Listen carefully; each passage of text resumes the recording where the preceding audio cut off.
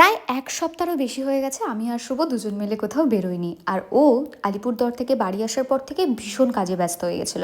আজকে একটু ফ্রি সময় পেয়েছি, তাই আমি আর শুভ ডিসাইড করলাম একটু দুজন মিলে বেরোবো।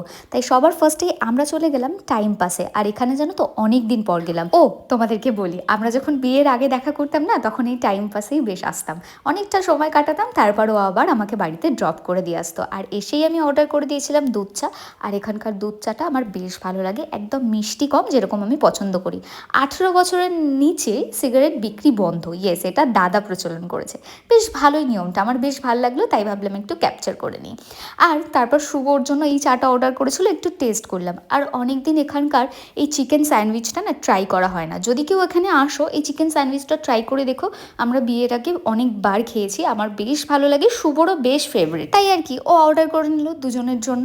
আর জানো তো, আমিও বেশ চিকেন স্যান্ডউইচ খুব ভালো বানাই, তো আমাদের সাথে কোনো একদিন রেসিপিটা শেয়ার করবো। আচ্ছা চলো, এবার তাহলে বাড়ির দিকে যাওয়া যাক। দুজনে অনেকক্ষণ সময় কাটালাম, অনেক দিন। লাস্ট কটা দিন তো আমি ভীষণ ব্যস্ত ছিলাম, একাও ছিলাম, তাই আর এরকমভাবে বেরোনো আর হয়নি।